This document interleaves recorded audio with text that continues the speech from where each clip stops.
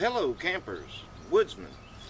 I'm Donnie Pavlini, Donnie Pavlini Outdoors, and practicing little fire starting skills.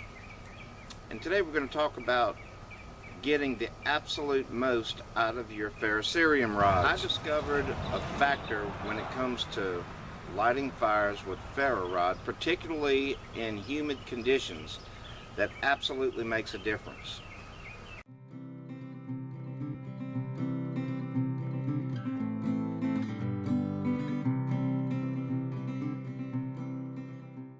In humid conditions, you're going to discover that the quality of your ferro rod is going to be important. However, what really matters is the length of the ferro rod. A few weeks ago, I went on a camping trip, and right after dusk, I wanted to start a fire. So I gathered up the driest material that I could find around there to start my campfire. And I was using a short ferro rod. In fact, I'm going to show you.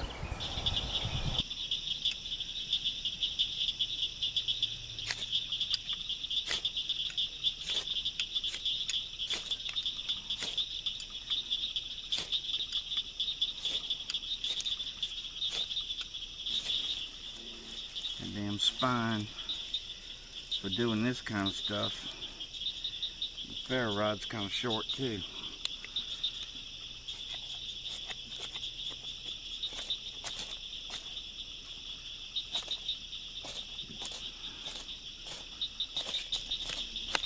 God dang it. Okay, plan B. As you can see, didn't work. But then I got out the longer ferro rod and had much better success. Now I've got this longer ferro rod, so hopefully the stroke I can generate enough heat and get this thing going. Plus,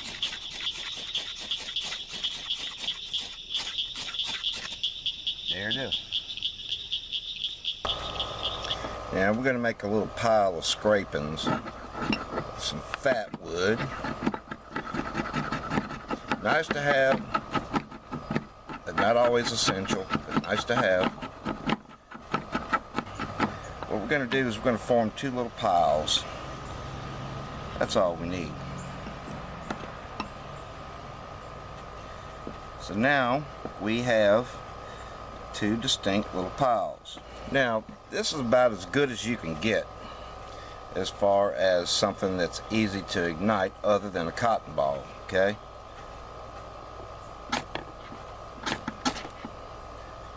A little bit more care and skill needs to be used in igniting this.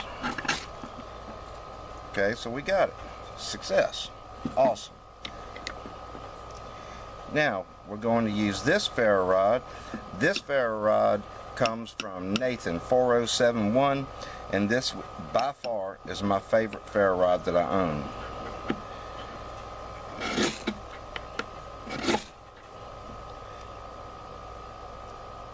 Why did that work better? This is a harder type, this is a harder type, this is a softer type. Camps are divided as far as which one's better. The reality is this one worked because there was more real estate between here and here.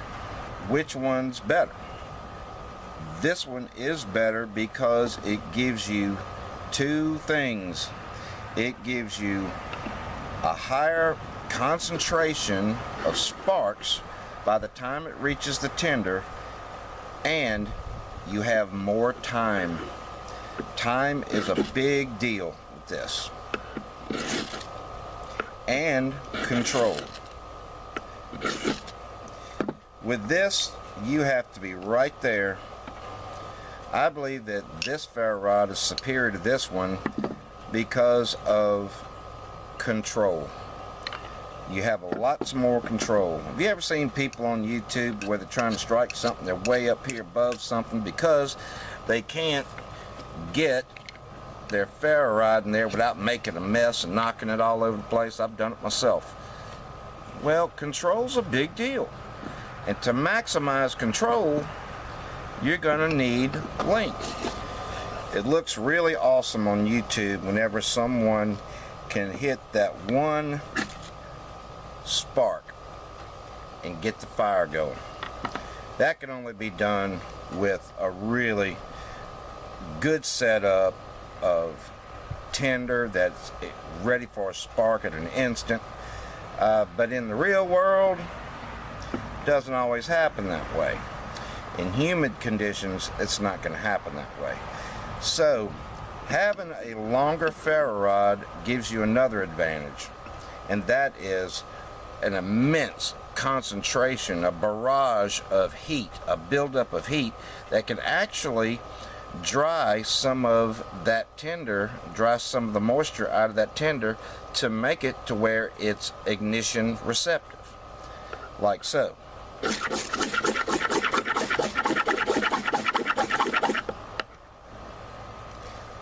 Now, some will say, well, look, you're going to eat up your ferro rod really quickly and all that, and that's not a good thing. If I use this rod all the time, because of how thick it is, man, it's going to last a long time. Plus, really, you should have more than one ferro rod.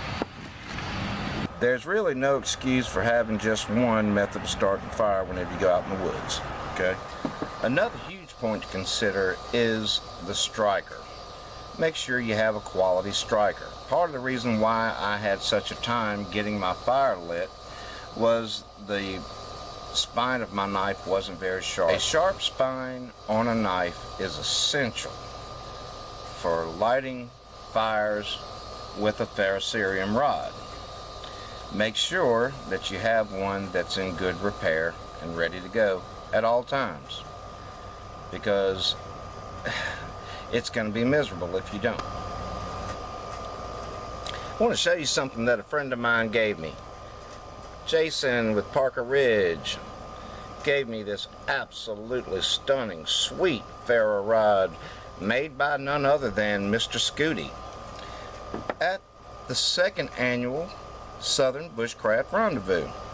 And we're fixing to be up on the 4-month mark. 4 more months. Man, I can't wait.